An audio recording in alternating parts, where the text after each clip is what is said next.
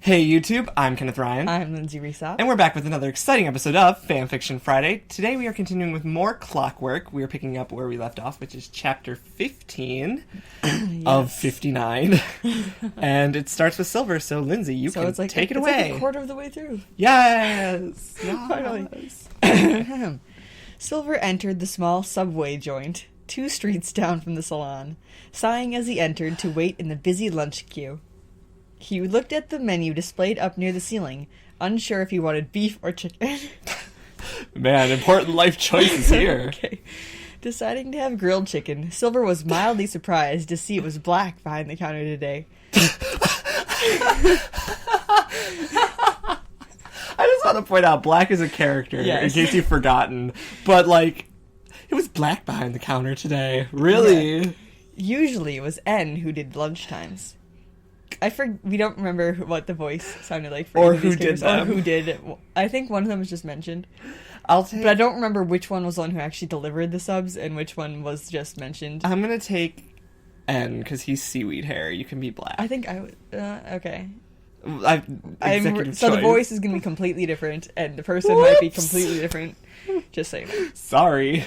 It was ended at lunchtime. He was a regular now and had special discount. What? They do that? Subway does not give you special discount if you're a regular. Right? As far as I'm aware. Whatever. Maybe he vaguely wondered where the long green-haired man, N, had gone off to, seeing as Black was here. When it was his turn, the calm, tall brunette... They need to stop referring to people with, whatever the word is. Their physical size, their hair color, and their eye color. Yeah. That is how everybody gets introduced. Sometimes they'll say a line, they'll be like, the strong, hawk-eyed male said, with a huff or some shit. It's like, gold, we get it. He's strong, he has hawk eyes, he's a dude. We get it. Yeah. Tall brunette greeted him with a friendly hello. Silver waited patiently as his sandwich was made before paying. Yeah, that's typically what you do. So you should be Black, because... Fine, I'll be Black. N... Oh, wait, no, N is going to be here? N is here, so never mind. You can be N if you want.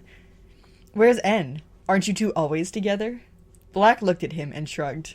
What should I do for this voice? Something that isn't your regular voice. The inhaling thing? Normally! Oh, God. Can you do lines like that? When he does... Go. No, I can't even understand. But when he goes off, I don't know where he is. He usually wanders off like this during lunch hour. Says he can't deal with it all. The crowds and stuff. If you go out there, invite him for me. That would be A star. What the fuck does that mean? Try the park. He likes the squirrels there. What the fuck did that turn into? I don't know. That's the greatest thing I've ever my eyes are watering. Nodding, Silver took his neatly wrapped sandwich and left the tiny sandwich bar. Subway! Intent on finding Black's strange coworker. He only had to walk down a few streets to find the young man peering in a restaurant window, where a huge tank of lobsters, with their claws bound tightly with string, floated about aimlessly. String? Usually it's like tape or something. Yeah, it's like... Who wants to take the time to tie a knot around lobster claws? Right? They'll pinch your fucking finger. Those things are vicious. You ever see a lobster? They're always, if they're not if they're not taped down, they're gonna be like, I'm gonna get you. And you're like, alright, and who wants to tie string around their claws? Right, that just work. Just tape it. It's fine. Silver sidled up to N, unwrapping his sandwich as he did so. N didn't acknowledge him, as continued to stare at the marine animals with a helpless sort of distress, his hands and nose pressed against the cold, humming glass. Silver stood next to him. Apparently he's distressed by these lobsters being captive or something, I don't know. You know, that makes sense. I'm pretty sure in the game he's super, animal rights. Creatures, I guess. He's, Pokemon rights friendly or whatever, an activist. Hey, N, what are you doing? N turned and gave him a pleasant smile before turning back to the lobsters. Hello, Silver. Hello, Clarice. Hello, Clarice. Hello, Silver. He mumbled as he followed the listless lobsters as they bubbled and floated. Silver took a bite of his still warm grilled chicken sandwich. Lobsters don't really float. N tapped on the window slightly, looking forlorn. N turned back to Silver. a question brewing in his steel and with blue him, they gaze. used N like 3 times in the last sentence. Silver returned the look, but instead of a question, silently telling the green-haired male to say it. Okay. And looked at the tank. Do they hurt? Silver swallowed his mouthful and frowned slightly. What? N repeated himself with a bit more elaboration. The lobsters. They aren't feeling pain, right? Silver looked at the pitiful aquatic creatures and took another bite of his sandwich, shaking his head. N looked mildly relieved, his hands clasped in front of him. Good! I don't know what I do. If they were feeling pain. And the fish, right? They treat the fish nicely too? And still had that anxious stutter. Silver didn't have the heart to tell the naive sandwich boy that actually no, the fish weren't treated right. They were caught in the sea and carted off to some shipyard, then restaurants and markets where they were kept in cruel tiny tanks, and they were eventually killed and eaten. He kept his tongue and shrugged, and looked downcast as he pawed at the glass with his fingertips gently. One day, I'll liberate you all. N whispered, now definitely upset, as he too realized the rhetorical answer. I'm kind of glad they used definitely instead of defiantly, which a lot of people like autocorrect to have. Oh yeah, I'll get him after this. Because that bothers me. Silver frankly had nothing to say to this other than gently steering the green-haired male away from the fish restaurant and sitting him down on a bench a little further down the street for him to calm down. N quietly hugged his long legs to his chest. N sat quietly, hugging his long legs up to his chest, pulling his waist-length, messy green hair in a low ponytail. I don't like it when people or animals are in pain, he muttered. Silver scrunched up his sandwich wrapper thoughtfully. In many ways, N reminded him of Red, only much more shy and with a stutter, and he was much taller than Red was. My left foot is, like, completely asleep, and it's really messing me up. Sorry. Midsummer Night Dream practice. Oh, God. Crawling out of the bower. When I got out that one time, I'm like, oh God, my leg up to my knee is completely numb. I can't feel it. And we're trying to walk down these stairs, and I'm like, oh God. Was that when you woke up, or was that when I was sleeping in there with you? When I would wake up. No, wait. What angel wakes me from my flowery bed? Sing, yeah. I pray thee, gentle mortal, sing again. That part. I stop you and then I pull you down the stairs. Oh, in case you guys, if you didn't go to high school with us, Lindsay and I were in a production of A Midsummer Night's Dream. That's what we're ranting about. He was bottom. That's what we were ranting about. Sorry. Yeah. Okay. Much taller than Red was, and fiddled with the split ends of his green hair restlessly. It makes me want to help them. And covered his mouth and nose with both hands and let out a long, stuttering breath, focusing on breathing more than anything. Is he having a panic attack? It makes me want to help them. Like that's what I'm getting from this. It's just one long stuttering breath. Like, oh. Silver rested his elbows on his knees, perfectly happy for N to talk. Probably.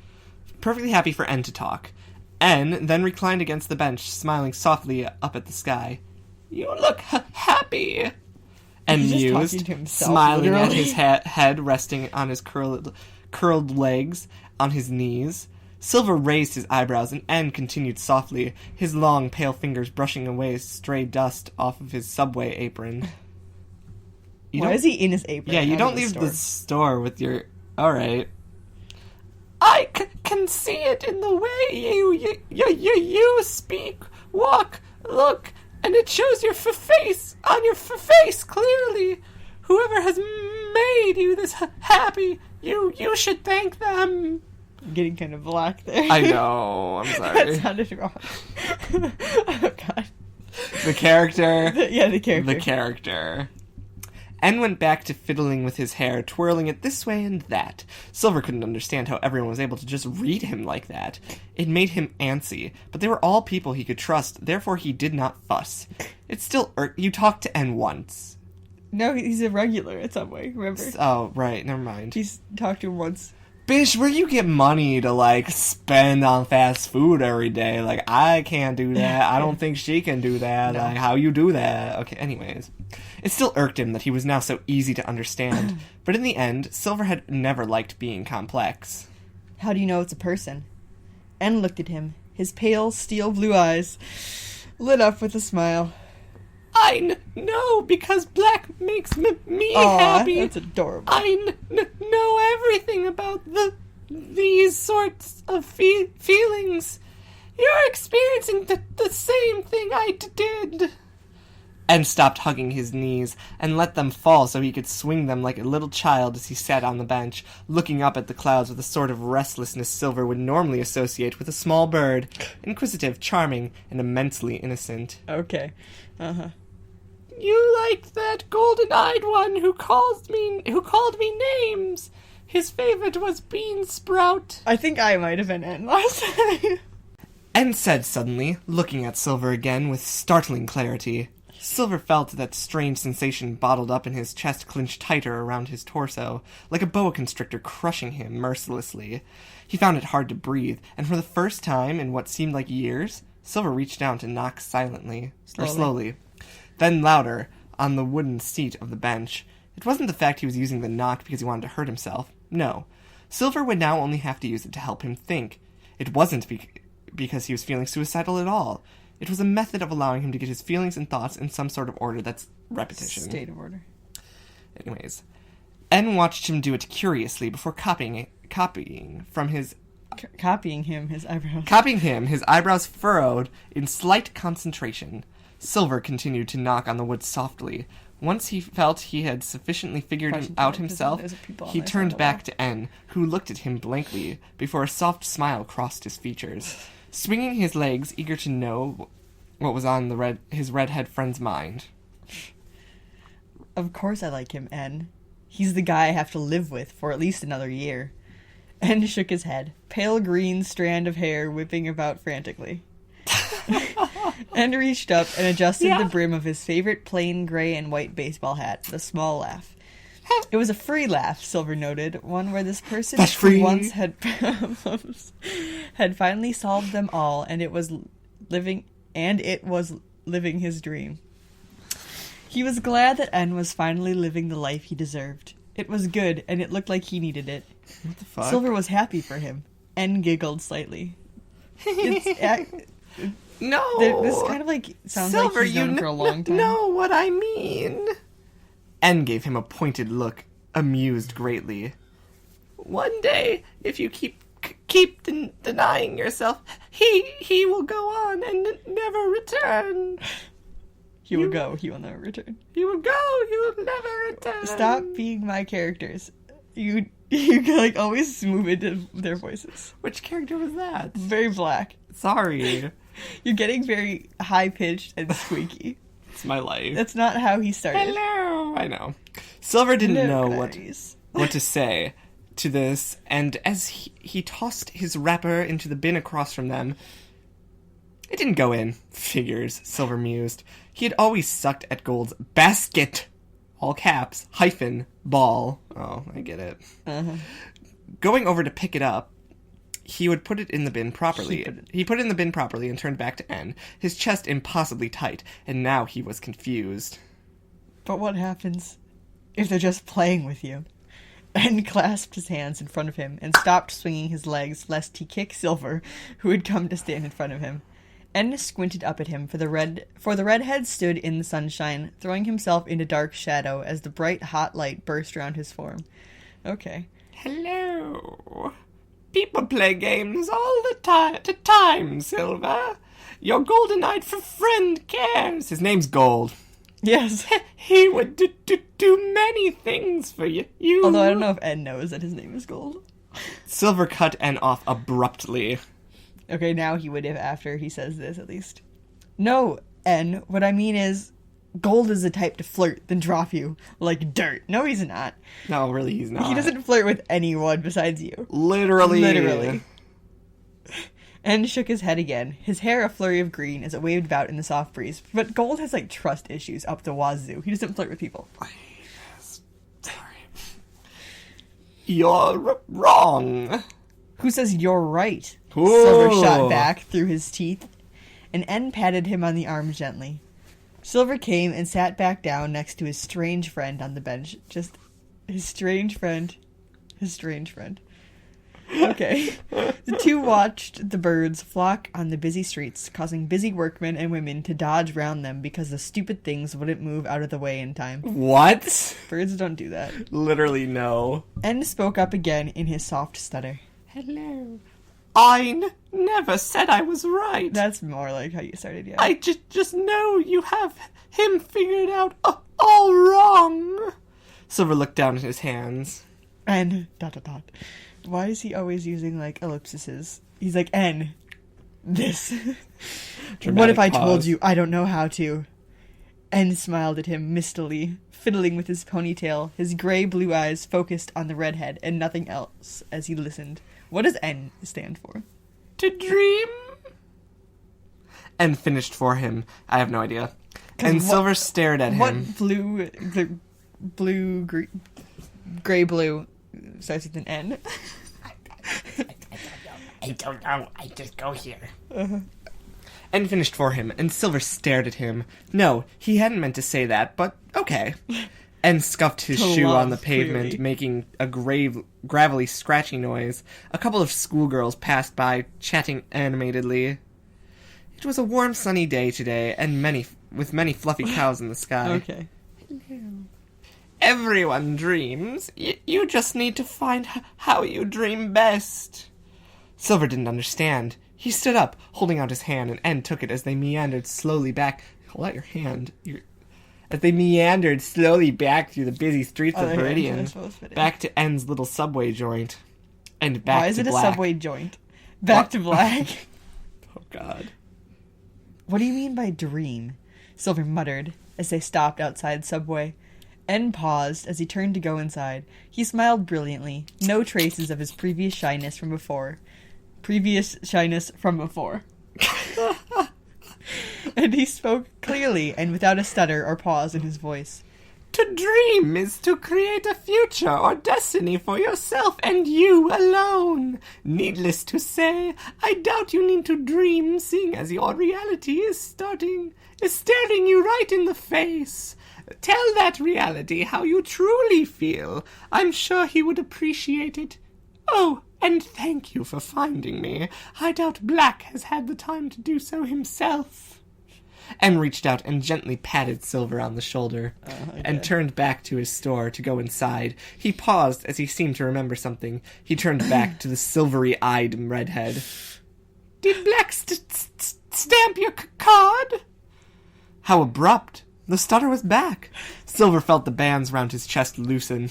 He shook his head, and N held out his hand with an eye roll, an affectionate smile playing on his lips. Bemused, Silver passed the sandwich employee his VIP discount card, and N Does Subway have VIP discount cards? Maybe in, like, Europe. I've never heard of this happening, but... Okay. Well, I mean, I don't go to Subway enough for them to offer I don't either. A VIP discount. And N pulled a small rubber stamp out of his pocket, stamping neatly in one of the squares. Handing it back, N pocketed his stamp. Hello. Silly Black. He always is forgetting such important things. Whatever. N said pleasantly. Silver didn't understand N and his weirdness sometimes. Bidding him goodbye, Silver checked his watch to see he had a few minutes until his early lunch break was over. Page break. Yes. Okay, so now it's you. Yep. Silver blew his fringe out of his face as he helped Bruno and Pearl clean up the salon. They had had a storm of customers after Crystal, who had left looking very different, with funny greenish hair that had been neatly drawn up into a ponytail by Bruno. Okay. I don't know. In fact, for the rest of his work hours, Silver had contemplated what both his coworkers and N had said about him, and more importantly, why they thought he liked, of all people, Gold Hunter. Well, I wonder, because maybe you're, like, super into, of all people, Gold Hunter. Yes. Wow. Amazing. Wow. Wow. Wow.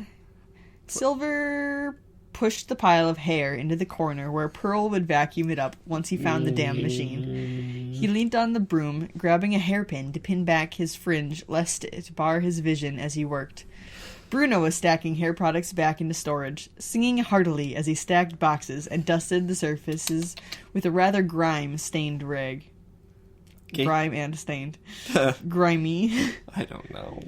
Silver went back over the things they had said to him earlier that day. They didn't just confuse him. It confused him that it made so much damn sense. Why he liked Gold and the ridiculous notion that Gold somehow liked him. Silver knew it was stupid. No one could like him. Okay, that's your depression talking. He was Silver Rolls Giovanni. eyes. Heir of Giovanni himself. Really? Wow. Wow. It's almost like we knew that since chapter 1. Yeah, your father is you, clearly. Avi. The business tycoon and multi-billionaire and king of the black market. And to top it off... ... Team Rocket's feared, merciless leader. However, that was beside the point. They were telling him beside the point they were telling him crazy things. Okay. Well, they were possible, but Silver hated dreaming. He hated the fairy tales that he could have when he actually might never get... When actually he might never get no matter how hard he tried. What? Grammar, children, is important. Crazy things like telling Gold before it was too late. Why? Silver didn't understand. He had nothing to tell Gold. Nothing at all. Pushing that aside, as he felt those constricting invisible bands crawling back round him, threatening to suffocate him in their complexity. Silver wandered through his thoughts. What did he like? He actually seriously stopped and thought about it. Amazing. You're in love, buddy. You're in the owie. He liked Gold because he was a very kind and caring person underneath all that prickly aggression. He was strong and knew how to fight his own battles. These last 2 chapters are just like ode to Gold. Yeah, it's kind of frustrating. And whilst he lost sometimes, he had still somehow won with dignity and valor. He also liked how Gold had a very strong sense of justice. Whilst sometimes, if upset, Gold wouldn't think punishments through very sensibly, but once he calmed down, he would often choose the right course of action. Gold was strong, smart, athletic, and according to Bruno, a fantastic degree. What? I don't know what that means. He's, like, too athletic to a fantastic degree? Maybe. And he was great with kids. Ruby adored him. When Gold had stopped by the Birch orphanage one day with the albino child, he had been immediately swarmed by all the children there, all who had been eager to meet Ruby's cool older brother. Yeah, I am most definitely not Gold. Gold had to take kids. every single child for a piggyback ride before he was allowed to leave. Several wanted another go. They all wanted another go riding Gold. They're children! I know. Oh my god. I hate. Yeah. It had been adorable, seeing as Ruby was very proud of his brother, and Gold was having the time of his life, even singing a little silly song to a little boy who had fallen and scraped his knee to cheer him up. The man who ran the orphanage, Mr. Birch, was a kindly middle-aged man who had thanked Gold profusely for entertaining the many wild children for the day. Gold had told him he had enjoyed himself, and told Ruby he would visit again soon, much to all the other children's delight. Another thing Silver liked about Gold was the more intimate. Well, intimate wasn't exactly the right word, but he had no other way to put it. That's the end of a sentence, but apparently it makes sense. Apparently it's a complete sentence. Apparently. But that aside, he secretly liked the way Gold would pull his fringe back out of his eyes so he could read whatever the hell he happened to be reading before having to lie on his back on the floor in his annoyance to read. So you like that his, like, hair gets in the way. And he pushes it back. So basically you're in really fucking deep, because when someone adjusting their hair gets you off, like, that shit... you off. Well, I mean, like, yeah. It, like, makes his heart rate probably, like, speed up. Like, that's when you know you're in really, really deep. It amused Silver to no end that Gold could just pin his fringe back instead of taking such measures to lie back and read. Silver had often wondered how Gold read in public. He had snorted at the idea of the tawny-eyed male just getting up and lying down in the library or streets to read a book. He also liked how Gold's hawk-like golden amber eyes. Fuck off with the description of his eyes. Hawk-like golden amber eyes. For a while, I kept my mouth shut about this, but I think this is just getting ridiculous. Yeah, too many descriptors. We know what his eyes look like. We know that he's a big, strong man. We know that he has black fringe. We know this stuff. We don't need to be reminded every other paragraph what color his eyes are. Yeah, it's his name. His name is his eye color. Like this fic it's good and stuff, but like this little, like lately it's just been like so much needless description of things we already know. His eyes were narrow in concentration. Wait. Recently? Right. Okay. Concentration. Recently read, yes. Weird. Recently Red had bought him a magnetic board with magnetized darts, and the two would play darts. Yeah? Gold had his excellent eyesight, allowing... Does he have eagle eyes? Fuck you. Fuck you. Eyesight allowing him accuracy, and his strength lending him speed. Red, however, matched him easily with his reflexes and also excellent eyesight. Yeah. Green sucked at darts, and was actually, much to Silver's astonishment, was a little bit short-sighted. Doesn't he have glasses? Yeah, I thought he had glasses. I thought, like, this wasn't... Yeah. Thus failed to hit the board entirely. Sending Pikachu skittering off after the dart pieces, which rolled across the floor. The redhead himself was also balls at the game, and preferred to watch rather than play. Low-key on fleek AF. He's balls at the game. I know. That's like an adult trying to write teenager slay. Yeah.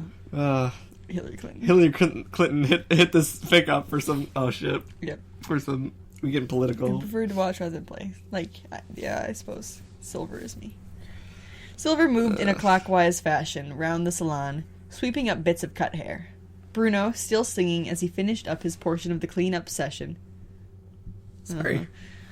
No, I was like, that sentence. Oh. Pearl clattering above in the attic as he found the vacuum. Silver pushed the newer, smaller pile of hair into the hair corner. Whose is this? Pearl. I think. Thanks, Silver. Pearl carefully came down from the attic with the ancient vacuum cleaner. It was large, clunky, and a horrible gray color. His hands and part of his face smudged with dust. Pearl sneezed. Achoo. Bruno laughed. I'm not gonna strain my voice. And passed... and passed... It's like the Will Ferrell laugh from Blades of Glory when he's like drunk in the children's skating show. Oh, God. He's like laughing as the wizard. I don't know if you've seen that. He's just like... Yes. Yes. I've seen that. That's a good scene. Laughed and passed him some of the disposable towels to help him clean off. Silver nodded, checking under work counters and chairs for anything else that could potentially be cleaned up.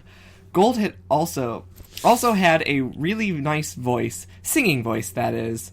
Silver heard him one day when he was doing bedsheets, low, quiet, breathy, and husky. He had been singing love songs, much to his dismay. Silver knelt down to pull out a plastic bag that had gotten terribly tangled and stuck in one of the trolley wheels. Silver absorbed himself in his task as he recalled that day. He had been collecting his laundry and had stopped outside the utility room when he heard Gold singing with the radio on softly as he sang along to the song playing, his voice low, much lower than the tenor the original singer was. He sounded amazing, heartbroken. Silver hadn't known what to feel as he listened to Gold. Wind. Oh, so this is like a flashback. I don't know the song. Watch my life pass me by. Apparently it's What's Left of Me by Nick Lachey. I definitely don't know who that is. I know who he is, but I don't know the song. Give me a beat. Boots and cats. Watch my life pass me by in the rear view mirror. Pictures frozen in time are becoming clearer. I don't want to waste another day stuck in the shadows of my mistakes. Are you, what's his face? Because I love... The Gloffice. I'm Blight. Yeah. I'm gonna fuck you so hard, bitch. You'll be Whoa! Okay, inappropriate for the workplace. That was bad. So bad it was good. I speak jive. Check out The Legend of Neil if you've never seen it. That shit is hilarious. It's good. Anyways, cause I want you, and I feel you, crawling underneath my skin like a hunger, like a burning, to find a place I've never been. Now I'm heartbroken. Now I'm broken. Now I'm broken and I'm faded. I'm half the man I thought I would be, but you can have what's left of me. That's Gold rapping, obviously. Even though it's singing, because Nick Lachey does not rap. The first thing Silver had thought was the song guy. What's Left of Me by Nick Lachey suited Gold very well. It almost was Gold's life story. He was faded and broken and half of who he was meant to be, and that was what made it so powerful to listen to. The way Gold had sung in such a painful whisper. It was heartbreaking. Silver's just like touching himself over here. That's what I was thinking. He's like around the corner, just like, yes. Oh god. He's so painful. It's so. The moment had been fleeting. Window. The moment had been fleeting, and when Silver entered the laundry room, when Gold immediately shut off the radio, raising his eyebrows ever so slightly at the redhead's appearance. Silver ripped away the last of the plastic bag and disposed it in the bin as Pearl whooshed round the salon, a miniature blonde whirlwind, sucking up the piles of hair and dust and fluff with the vacuum on high. There was no commas in that. That was how that was supposed to be read. I feel like we should just stop reading them with the commas added in, because we add in the commas so much. Finally, when Pearl finished and Bruno stored the cleaner away, the three of them surveyed the clean salon. Bruno grinned at the two smaller males and gave them a thumbs up. I can't read it like that. It really bothers me. Yeah. This is Bruno, I think. Oh, God. Pinocchio! Is this it? The voice? Yeah, it is! Great day, man! Let's hope for another good show tomorrow! I think that was too high. Because that was getting kind of Ruby Brendan-y. Pearl nodded enthusiastically before checking his watch and let out a shocked yelp. Grabbing his jacket and forgetting entirely to pull off his apron, Pearl was rushing out the door yelling, "Shit, I'm late." Bruno looked at Silver, who ran a hand through his long, dark, foxy red hair, and smiled. Long, dark, foxy red hair. And smiled, tired, wondering how Pearl had the energy to sprint out somewhere else. Waving to Bruno and leaving the larger man to lock up, Silver left next, taking off his apron, hanging it up, and clocking both him and Pearl out before taking his jacket and leaving. Jacket? Babe jacket? You don't know that. We need to see that at some point together. Uh-huh. Silver realized as he stepped out onto the pavement that the tight bands that had constricted his chest had returned. The redhead, puzzled, pressed a hand to his chest, still feeling the usual thudding of his heart, but the tight pain was still there. Why? Silver wondered if it was everything people had told him today. Maybe he was scared that whatever they had said was true. Oh, it's so true. What happened if it was true?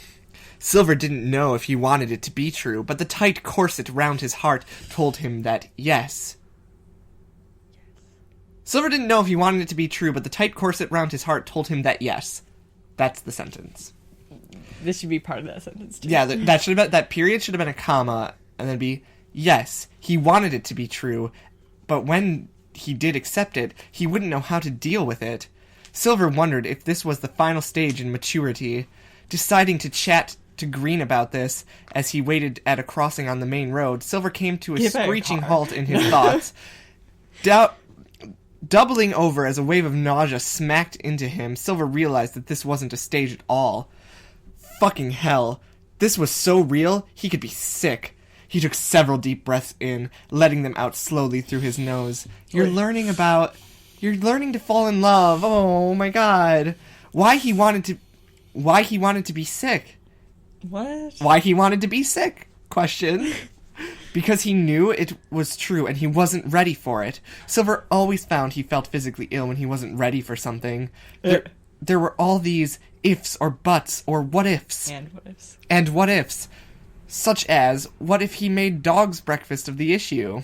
That's a phrase I've never heard. That is apparently a British thing. I hope so, because I've never heard that before. Or what if this wasn't what he wanted, but he wasn't ready? Would he be ready? When would he be ready? When would he be ready? I'm sorry.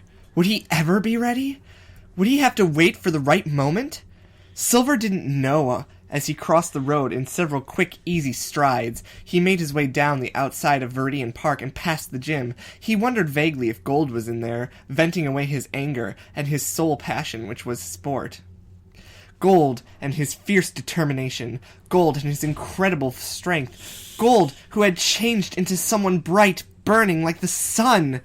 Gold had Gold finally wants to be risen. referred to as burning.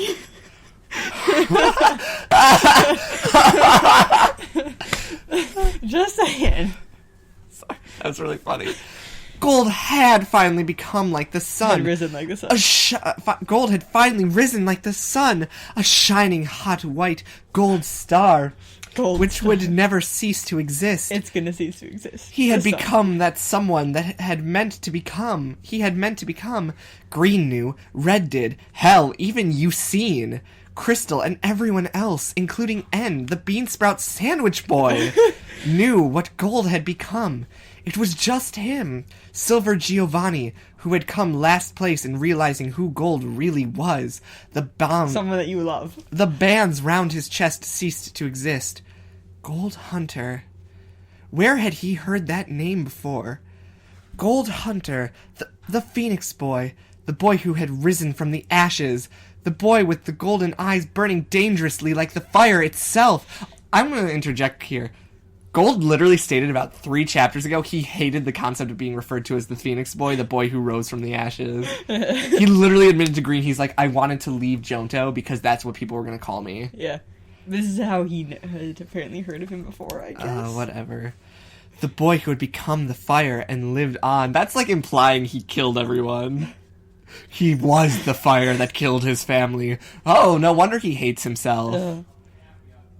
The handsome young man who he had come to hate, get to know, try so hard for, and now the young man he Silver cut his mental train off quickly, unsure if he had wanted to finish that last one. He quickly sat down on one of the many benches that littered Viridian heavily. He placed his head between his knees. One of the many benches that littered Viridian heavily. He placed his head between his knees, or is he sitting swearing, heavily, I guess. I think that's it. Yeah. Swearing if he thought any more and any harder on the subject, he would hyperventilate. He heard a shuffling of someone sit next to him. He didn't look up for a while, thinking it was just some other person taking a break. No. Yet, it is. When he eventually did look, he realized with a sickening jolt, it was none other than Agatha! You called it! High five! Her gnarly clawed hands. This line, and they're like, oh, I think it might actually be her gnarly clawed hands gripping her staff and a bright, obnoxious orange headscarf, his most hated color, wrapped around her head and shoulders, giving the impression that she was a helpless old lady by the way she hunched over, which, in Silver's opinion, she was not, and probably the most capable granny he had ever met. Her dark eyes were still soulless and filled with malice as ever. So her expression, as usual, unreadable. Silver braced himself. He knew her kind. His stepmother had been the one to urge his father to kill his own mother. A red-haired lady, elegant, beautiful. They had to go. That made me think of a monologue. Never mind. She went wrong through in marrying his father, She went wrong, in marrying his father. She wore extravagant hairpins or pieces in her waist-length red hair, but those were the instruments that killed her. They killed her with a hairpin? Oh my god. Silver turned away from Agatha, muttering. What do you want? As he remembered his beautiful, sweet mother with multiple sharp objects sticking out of her. Her pale, fair face was bloodless and etched in a pained, tearful scream. Okay. His new mother, Giovanni's mistress, had laughed a high-pitched and cruel cackle that she had been trying out a new form of acupuncture on his mother. Silver had fled the scene knowing that no acupuncture caused that amount of blood. Okay. The fuck? The fuck? Yeah, That was the day when he didn't want to be a Giovanni any longer. However, the name got him places, thus Silver had kept it, preferring to use it to keep out of fights, knowing anyone who dared pick a fight with the heir of Giovanni would be dead within hours. It had been useful, but now he was someone else with a new life and a new personality. He wanted as soon as possible to ask Green. Silver wanted as soon as possible to ask Green the process of changing his last name. process, I should say, since we're British. But that would have to wait until he turned 18 in December and was a legal adult. Agatha tutted as he turned away from her. "Show some respect to your elders, boy," she hissed. Silver turned back to her, his practiced sneer. This is not any, long monologues. His practiced sneer in place. One he hadn't had to use in months. The expression felt alien and strange on his face. He really hated how he could so easily use it before. However, Agatha was going to be nasty. I really want a scene where she's, tender and nice. I really want it to just be a facade, That'd be hilarious. But I don't think this author, honestly, I don't think they thought that far through, but I don't know. There's a lot of story left. Well, I doubt she'd be this much of a bitch if it was a facade. I know. She's not Snape. Oh, I know. Well, Snape was just an asshole, always. True. And Silver knew in order to fight fire, instead of fighting back with fire as Gold would, he would have to fight with ice, fire's freezing counterpart. Yeah, Point. Fire melts ice. I hate to break it to you. It would be the only way he could escape the horrible old hag unscathed. You are not my elder. I'm not even related to you. That may be so. Nevertheless, watch your tongue. I've seen boys your age and younger than... and younger with that... Fuck me. With their pretty little tongues ripped out by the roots for when I was a fair maiden. I doubt that was ever a thing. I'm so sorry. This fucks me up. Want me to read this? Okay. Silver refrained from snorting. Agatha used to be pretty. He tilted his head up to the sky and gave a scornful laugh. He wasn't going to get up and leave yet. Just yet. That would only mean Agatha would know she was getting to him, and anyway, she would follow him. Agatha tapped her cane against the sidewalk. Her cold eyes narrowed. Silver was ready for her. He wasn't the fractured teenager he used to be. She couldn't break him like she broke Green or Gold. He could be strong this time. He would fight this battle alone. Can I help you? Silver inquired, his tone ice cold, his pale eyes acute, frigid, and guarded. Agatha let out a hoarse chuckle. Ha ha ha! Your home was Goldenrod. And if it was? Why choose Viridian City to flee to? Why not? Silver kept his answer short and sweet. It was best to keep it simple, lest he give anything away by accident. Agatha grinned at him, her dreadful scarlet lips pulling into a smile reminiscent of Batman's Joker. Silver did not react. Agatha licked her blood-red painted lips, as if gearing herself up to what would be a delicious feast, or a particularly ugly toad wearing makeup eyeing a juicy fat fly that it wished to eat. Yeah? She rubbed the top of her cane with a gnarled, wrinkled old hand thoughtfully. I think it's because this was the home you were originally born into. So? Ah, family roots. Always a good way to start life anew. I remember when I returned to my home place, Lavender Town. Oh, Lavender Town. Silver didn't have time to talk. He just wanted to go home. Slightly irritated, Silver growled. Lavender Town. Yeah? You growled. Grr. What do you want? If it was just to talk, then I'm sorry. I'm afraid I'm not feeling sociable. Silver stood, sending the crotchety old lady a scathing look, looking down on her. Agatha snorted with a harsh bark of laughter, and stood also. She eyed him nastily. You have nerve, boy, just like your father. Silver flinched, and Agatha didn't miss it. She leered at him. Oh, daddy issues have we? I can tell you all about Giovanni, and when he was tried for the murder of your mother. Wasn't it the stepmother then? Silver didn't move, his breathing shallow. No one actually knew it was his father who had killed his real mother. It had been covered up that she had been captured, tortured for information about Giovanni, before dying eventually from the pain of torture. How did Agatha know? Not even Green or Red or Gold knew. She stared. Silver stared the old woman down, hating every shred of her. Your mother was a beautiful lady. Polite, clever, but I wonder what drew her to scum like your father. Silver couldn't breathe. Arranged marriage. Silver's heart stopped for a split second. His mother. He could almost cry with relief. He had always wondered why in hell his mother had married such a beast of a man. But he did not cry. He kept a straight face, staring down Agatha insolently. Your mother was the child of a corrupt, bankrupt family with was once filthy rich. Due to debt and the incoming loan sharks who wanted to see blood spilt. Huge debts, boy. More money than your...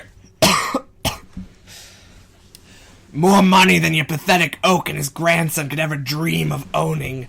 So much gone, which they couldn't pay back to the Giovannis.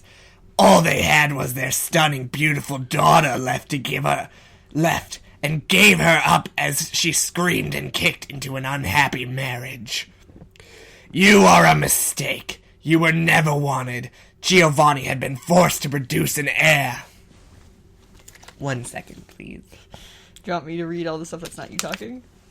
No, because that doesn't hurt my throat. Agatha spat roughly onto the sidewalk. I first speak down here. That's fine. A couple passing by sent Silver disgusting stares as if to say, "Control your grandmother." Silver ignored them, his hands held tightly at his sides. This was all new to him. No one had ever told him this side of the story. But then again, his story had never been happy. Is she his grandma? Oh my god, I hope so. Is she his mother's But mother? this just made it desolate. His gentle, beautiful mother had been raped in order to create him. Silver swore he was going to have a terrible relapse and just kill himself if he continued listening to Agatha. But he just couldn't walk away. The way she spoke with so much delight in his pain told him that she wasn't making this up to make his life difficult. It all actually made sense, and thus, whilst he didn't want to believe it, it was true, and there was nothing he could do about it. Twice she tried to commit suicide before an heir could be produced. She drank bleach the first time. Never worked and had her stomach pumped. The second time she tried slitting her wrists. Agatha looked at Silver's barely concealed wrists by the long sleeves he wore. Silver did not move. He would proudly wear his scars. He wasn't afraid to show people he had once tried courting the seductive temptress called Death, and too many times failed. They could judge him and call him a goth or an emo or a strange weirdo who was disturbed and belonged in a crazy hospital. Fuck them. They didn't understand that sometimes when people did those sorts of things, it was for a very good reason. Something they had, and their beautiful Clockwork lives would never understand. Clockwork? Why does this person insist on putting that in every single time? They and their shallow, stupid brains would never be able to grasp. You take after her suicidal tendencies perfectly. I'm sure she would be proud. Agatha cackled, and it took everything in Silver's willpower not to strike her. That would be in poor taste. Whilst he had been brought up in a horrible family, his mother had been proper and taught him manners. He knew correct etiquette and what was right and wrong, and as much as he dearly wanted to just kick Agatha, he would not. Silver held his head high to show Agatha his true colors. He was Silver, and he was proud to have had his mother, who died bravely for him. He would show Agatha right here and now that he was also a Giovanni. He hated to be so, but he was not ashamed. Yes, you are. It was when she was attempting a third time that your father took her. She fell pregnant, and because she was a woman, weak in the face of pregnancy, decided to keep you instead of following through with an abortion. When you were born with your eyes closed and silent. Giovanni was beside himself with rage when he thought you were dead. Your mother pleaded to keep you. She wanted to give you a chance. Pah! Chances. When a baby isn't born screaming, it isn't worth keeping. However, they kept you silence and all. Agatha stopped next to him as some traffic lights, probably at some traffic lights. Silver tried to shake her off his trail, but she kept following him doggedly. When did he start walking away? I don't know. Like some haggard and hunched chateau. He would not, however, lead her to the apartment. Green had made sure she never knew where he lived, lest she turn up one day. Part of your official documentation for working is your address. She can look that up. Just letting you know. He took a detour back around the park. You do realize your mother knew she was going to die. Silver glanced down at the back of the old lady, who slumped behind him. He said nothing. Fuck me. She made a deal, you see. She said at least until you turned 6 years old. So Giovanni agreed. He didn't love her and he didn't love you. Fuck. This is gonna blow out my voice. Another session after this. He loved himself. Still as nasty as ever. However, you were never the son Giovanni wanted.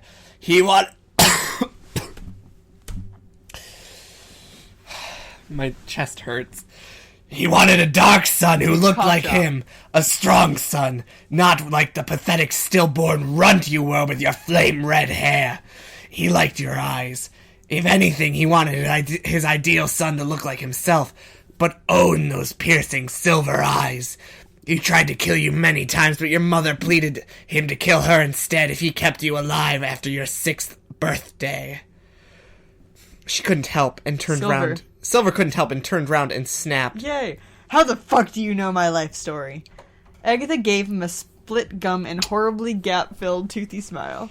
Silver stopped walking, and she caught up much to his dismay.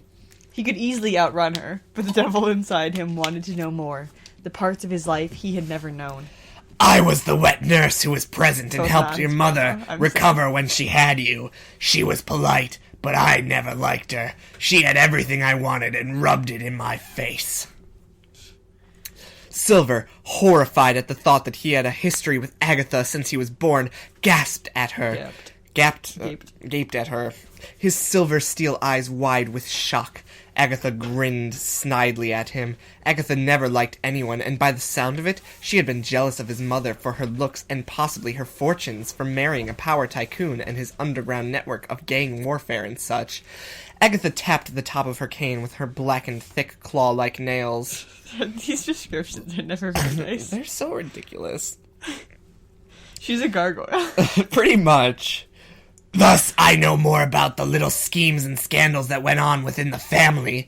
They paid me a huge sum and sent me away after your mother's murder. Wow. In order to keep me quiet. I thought many times about speaking up. But think about all the mess it would make if the police got involved. So I stayed quiet, enjoying my little fortune. You grew up to be just like your father in personality. Rude, self-absorbed, short-tempered. However, you're outrageously lucky to have been graced by your mother's looks. Silver turned away from Agatha, thoroughly disgusted. She continued, delighted in his concealed anger. When your father was tried for murder, oh, it was a sad day. The rest of your mother's family passed away in poverty. Your father, however, walked free. That is, until the day you turned 11, or was it 12?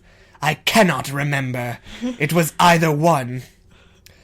When your father and his standing elites of his vast network gang Team Rocket were taken down in a single night by one person. It was well out of the picture, but I was well out of the picture by then. I only knew as far as your mother's death. Agatha eyed Silver in amusement. Silver grimaced inwardly. He hated this woman. He hated, loathed her with every atom of his body, in his body.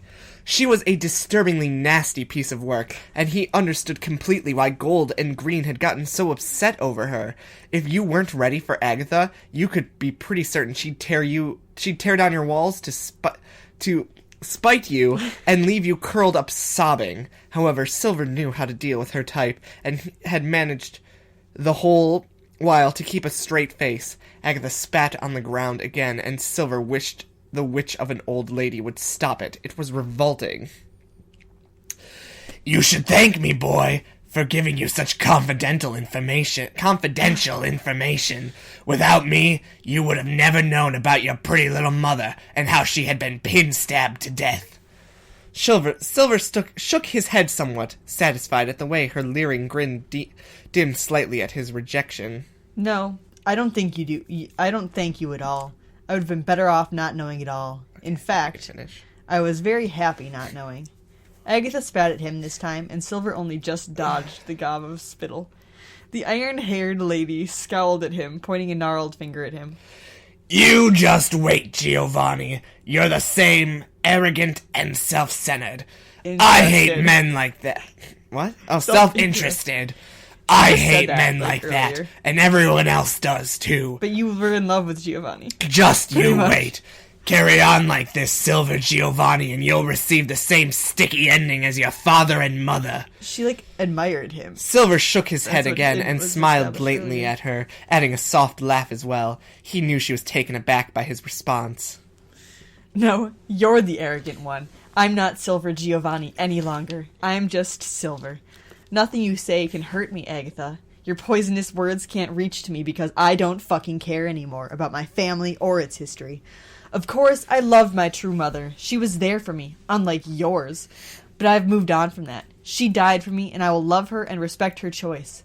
I highly doubt I'll have a sticky ending because, believe me. Silver pulled up his sleeves fiercely, his expression intense, to bare his pale wrists with the maps of horrible, puffy, dark scars slashed all the way up to his elbows. Believe me, Agatha, I've tried my best to do so. With that, Silver gave her another polite smile and quickly turned off into a shortcut, knowing she couldn't follow him down the dingy small corridor. Her lack of coordination and flexibility would fail to get her through the obstacles such as the wire fence and low-hanging pipes.